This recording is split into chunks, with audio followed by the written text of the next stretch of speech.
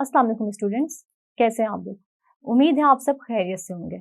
I am Saeeda कामना Nadeem, I am your biology teacher for class 9th। आज students हम लोग मलेरिया की ही स्टडी करेंगे, मगर आज हम ये देखेंगे कि मलेरिया का कॉजेटिव एजेंट प्लाज्मोडियम है या कुछ और हम ये कैसे जानेंगे? हम पढ़ेंगे साइंटिस्ट की ऑब्जर्वेशंस को, उसकी हाइपोथेसिस को और डिडक्शंस, और फिर ये देखेंगे कि किन एक्सपेरिमेंट्स ने ये बात साबित की कि plasmodium is the cause of malaria. जी स्टूडेंट्स, तो अपने पिछले लेक्चर में हम लोगों ने स्टार्ट की थी स्टडी ऑफ मलेरिया और हमने ये देखा था कि साइंटिस्ट के या डिफरेंट फिजिशियंस के मलेरिया के बारे में क्या बिलीव्स थे। कुछ साइंटिस्ट का ख्याल ये था कि मलेरिया गंदी हवा की वजह से होता है और कुछ का ये ख्याल था कि मलेरिया गंदा पानी पीने की वजह से होता है। डिफरेंट ऑब्जर्वेशंस हम लोग ने देखी थी कि कुछ लोग जो थे वो ये कहते थे कि मलेरिया उन लोगों में ज्यादा आम है जो लोग गंदे इलाकों में रहते हैं, लेकिन अभी तक हमें उसका असल कॉज मालूम नहीं था। उसके बाद हमने ये पढ़ा कि एक फिजिशियन आया जिसका ताल्लुक फ्रांस से था। उसने ब्लड ऑफ मलेरियल पेशेंट्स को ऑब्जर्व किया अंडर माइक्रोस्कोप और उसने ये कहा कि मलेरियल पेशेंट्स के ब्लड में कुछ क्रिएचर्स मौजूद हैं जो हमें आम आंख से नजर नहीं आती, मगर माइक्रोस्कोप के नीचे वो ब्लड ऑफ मलेरिया पेशेंट्स में नजर आ रही हैं। लेकिन उसकी बात पर किसी ने यकीन नहीं किया। लेबरॉन के 2 साल बाद एक और फिजिशियन ने सेम ऑब्जर्वेशंस दी कि मलेरियल पेशेंट्स के ब्लड में कुछ क्रिएचर्स मौजूद हैं जो कि कॉजेटिव एजेंट हो सकती है मलेरिया का। और फिर 3 साल बाद एक और फिजिशियन ने यही रिसर्च दी और उसने भी यही ऑब्जर्व किया मलेरियल पेशेंट्स के ब्लड में कि कुछ ऐसे माइक्रो ऑर्गेनिजम्स मौजूद हैं जो कि मलेरिया का कॉजेटिव एजेंट हो सकते हैं और उसने इन माइक्रो ऑर्गेनिजम्स को प्लाज्मोडियम का नाम दिया। इसके अलावा जो हमने पिछले लेक्चर में पढ़ा था वो ये था कि मलेरिया के लिए एक ड्रग मॉलिक्यूल आया जिसका नाम था क्यूनीन, जो कि क्यूना के ट्री की बार्क में भी प्रेजेंट था और सिंकोना ट्री की बार्क में भी मौजूद था और ये इंतहाई इफेक्टिव रेमेडी थी मलेरियल पेशेंट्स के लिए।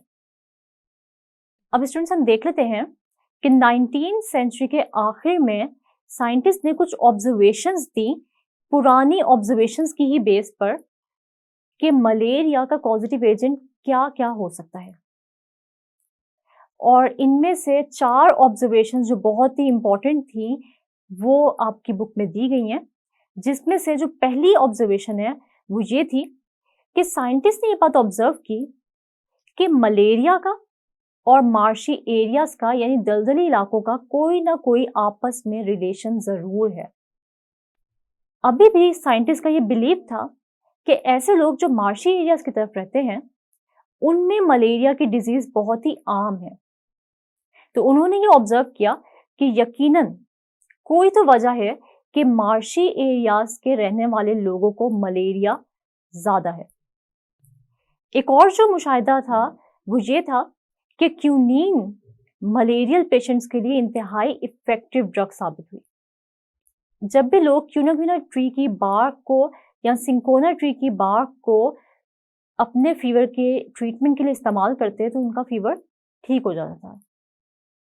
तो उन्होंने ये ऑब्जर्व किया कि असल में क्यूनीन है जो कि इन दोनों बार्क्स में प्रेजेंट है और क्यूनीन ही मलेरिया के लिए इफेक्टिव रेमेडी है। एक और जो ऑब्जर्वेशन दी गई वो ये थी कि साइंटिस्ट ने ऑब्जर्व ये भी किया कि जब कुछ वॉलंटियर्स को मार्शी वाटर पिलाया गया तो उनमें मलेरिया नहीं हुआ, यानी drinking stagnant water does not cause malaria. एक और जो ऑब्जर्वेशन दी गई वो ये थी कि plasmodium is the cause of malaria, क्योंकि बहुत सारे साइंटिस्ट ने, जैसे लेब्रान की हमने बात की, उसके 2 साल बाद और जो फिजिशियन आए और उसके 3 साल बाद एक और जो फिजिशियन आया, उन तीनों की एक ही ऑब्जर्वेशन थी कि मलेरियल पेशेंट्स के ब्लड में माइक्रो ऑर्गेनिजम्स मौजूद थे जिनको के प्लाज्मोडियम का नाम दिया गया। और ऑब्जर्वेशन में ये बात भी लिख दी गई कि plasmodium is the cause of malaria. तो स्टूडेंट्स, हमने अब तक 4 ऑब्जर्वेशंस पढ़ी मलेरिया के मुतालिक। एक ये कि मलेरिया का और मार्शी एरियाज का आपस में कोई ना कोई रिलेशनशिप है। दूसरा ये कि क्यूनीन जो है वो बहुत ही इफेक्टिव रेमेडी है मलेरिया की ट्रीटमेंट के लिए।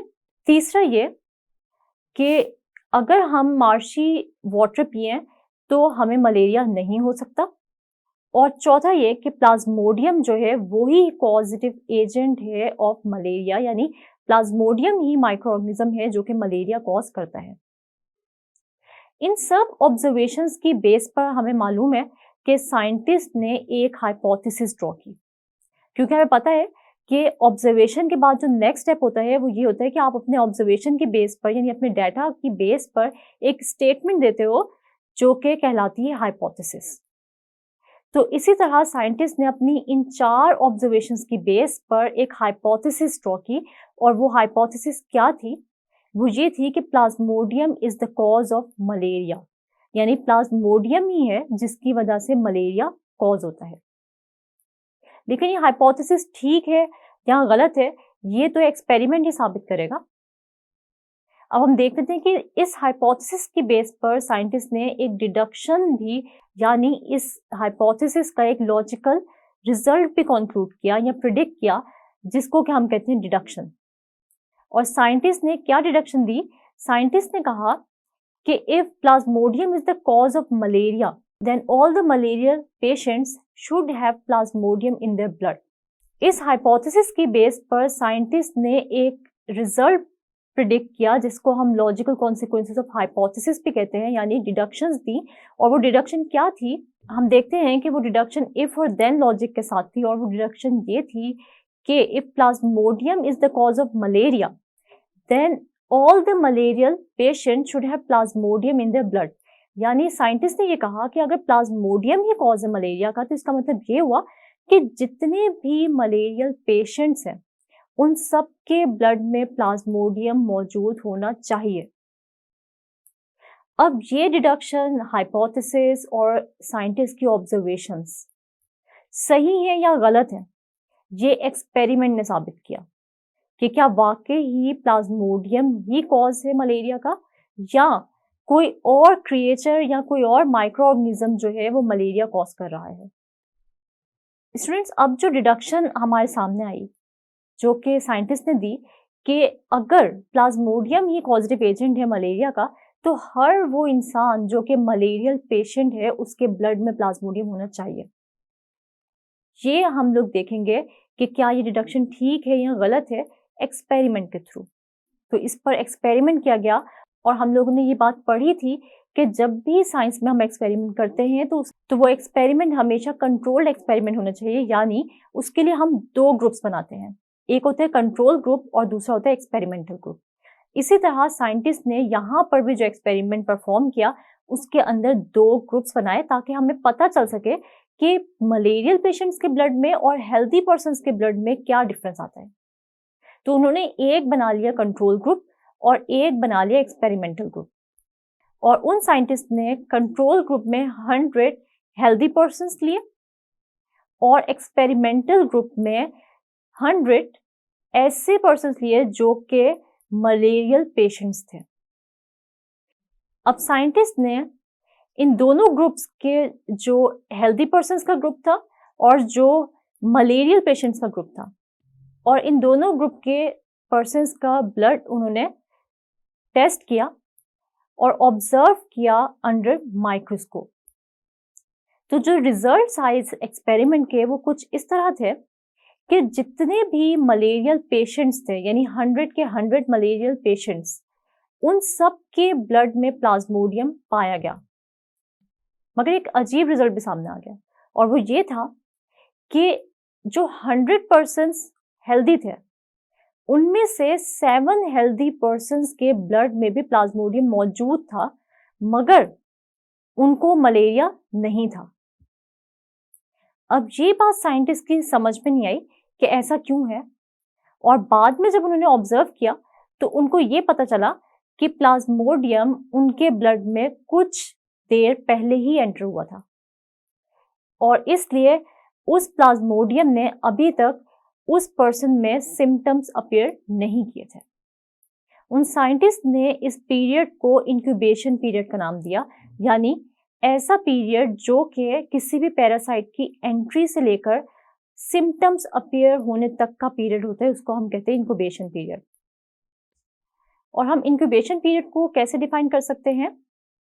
The period between the entry of parasite in host and the appearance of symptoms, यानी ऐसा पीरियड जो कि होस्ट में पैरासाइट की एंट्री से स्टार्ट होता है और तब तक जब तक के किसी बीमारी के सिम्टम्स अपीयर ना हो जाए, उस वक्त तक का जो पीरियड होता है उसको हम कहते हैं इंक्यूबेशन पीरियड। तो इसका मतलब ये हुआ कि वो पेशेंट जो कि 7 थे 100 में से हेल्दी पर्सन जो थे, जिनमें अब तक सिम्टम्स अपीयर नहीं हुए थे मलेरिया के, मगर उनमें प्लाज्मोडियम मौजूद था, तो इसका मतलब ये हुआ कि अभी प्लाज्मोडियम अपने इंक्यूबेशन पीरियड में था और अभी वो मल्टीप्लाई कर रहा था, और ये तकरीबन पीरियड जो है वो कितने डेज का था? 7 डेज का था, जिसके अंदर इन पर्सन्स में मलेरिया के सिम्टम्स तो अपीयर नहीं होने थे, मगर उनमें प्लाज्मोडियम मल्टीप्लाई हो रहा था।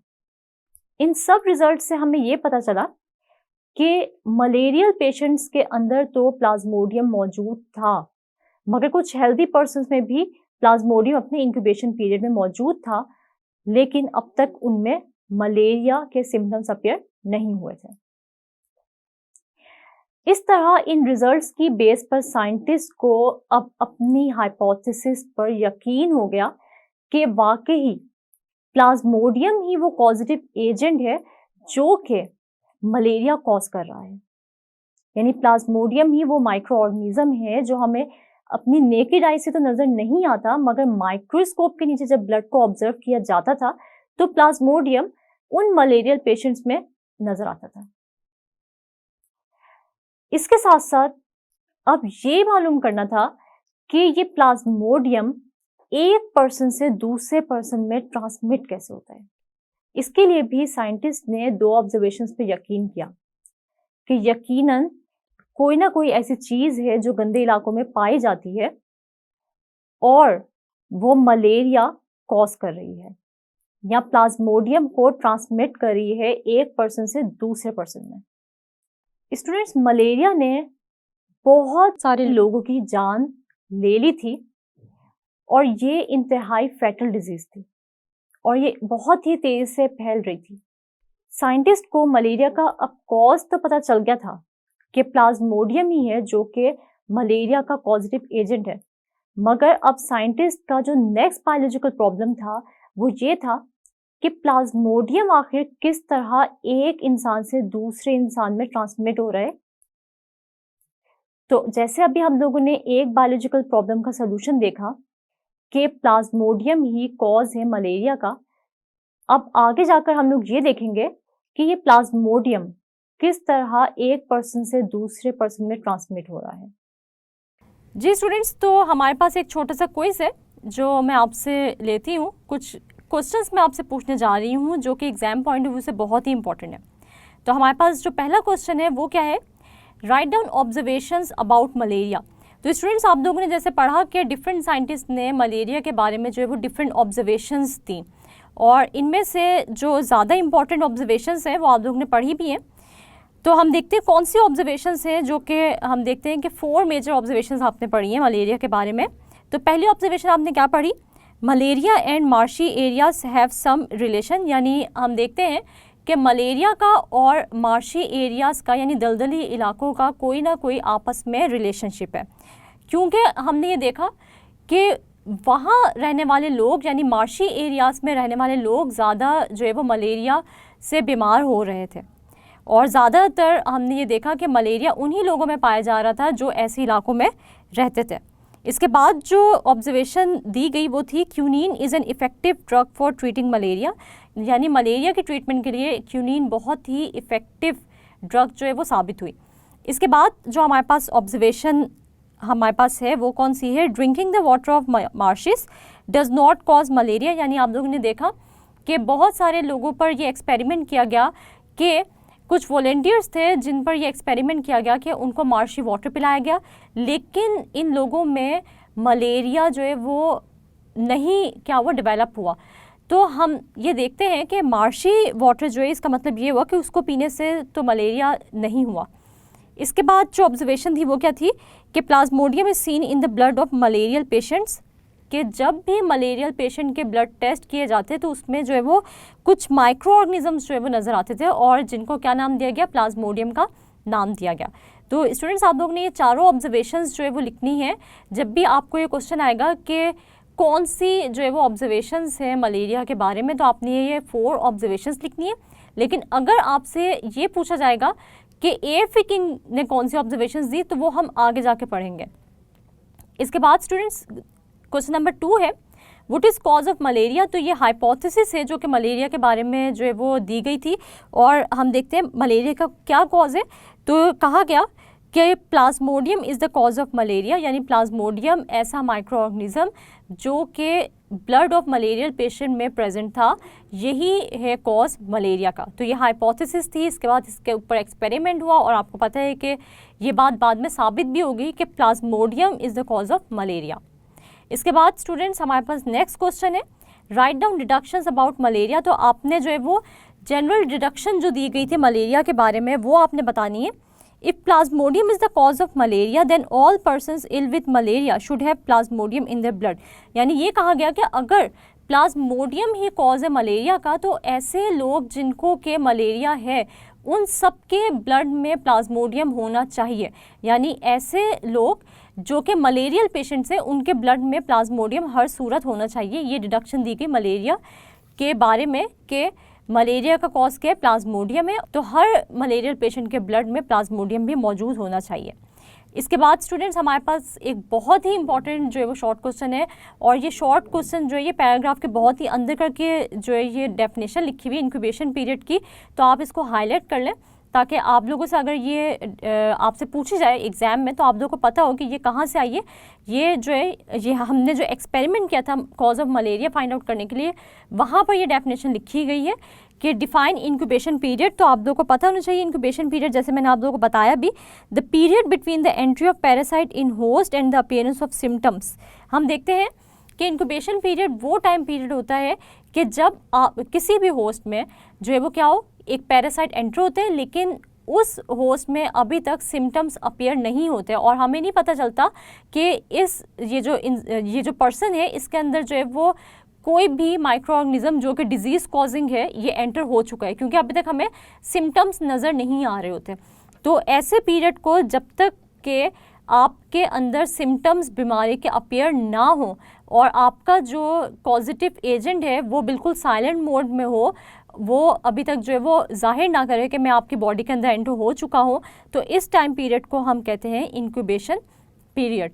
जैसे स्टूडेंट्स हम देखते हैं कि मलेरिया में भी यही होता है कि आपको जो है वो मॉस्किटो ने काट लिया, लेकिन हम देखते हैं कि प्लाज्मोडियम आपकी बॉडी में जो है वो एंटर हो गए, लेकिन आपको सिम्टम्स जो है वो फ़ौरन जो है वो अपीयर नहीं होते मलेरिया के, वो जो है वो कुछ डेज़ बाद अपीयर होते हैं। और ये जो टाइम पीरियड होते हैं कि जब पैरासाइट एंटर हुआ यानी प्लाज्मोडियम एंटर हुए और जब तक आपके सिम्टम्स अपीयर हुए हैं, इसके दरमियान का जो टाइम पीरियड होता है उसको हम इंक्यूबेशन पीरियड कहते हैं।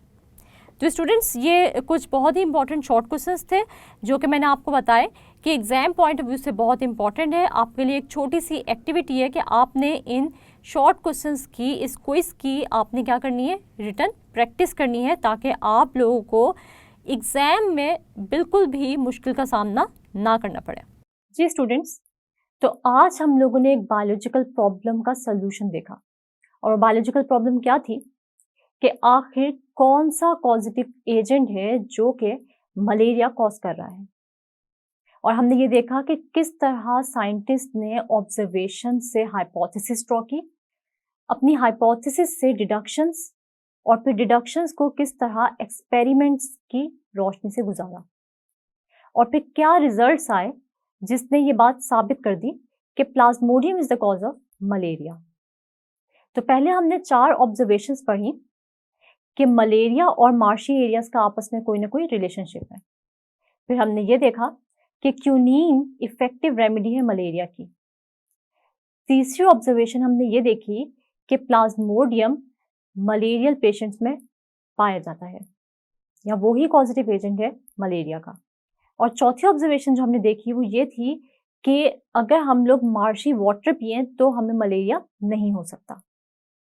अब इस बेस पर हमने हाइपोथेसिस यानी साइंटिस्ट ने हाइपोथेसिस ड्रॉ की और साइंटिस्ट ने कहा कि प्लाज्मोडियम ही है जो कि मलेरिया का कॉज है।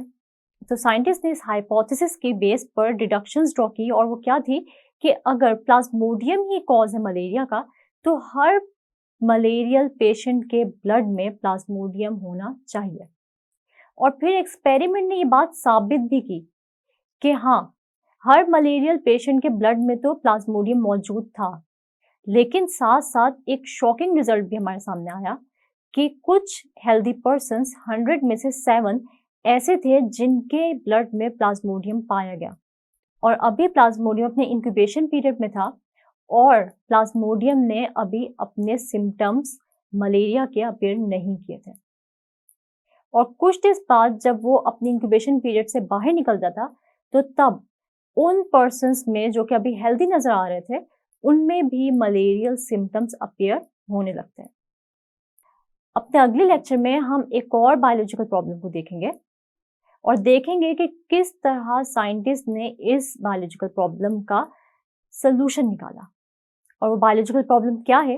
वो ये है कि आखिर प्लाज्मोडियम किस तरह एक पर्सन से दूसरे पर्सन के ब्लड में ट्रांसमिट होता था। मुझे उम्मीद है कि आज के लेक्चर की आप लोगों को अच्छे से समझ आ गई होगी। नेक्स्ट लेक्चर तक के लिए अपना बहुत सारा ख्याल रखिएगा और मुझे दुआओं में याद रखिएगा। तब तक के लिए अल्लाह हाफिज।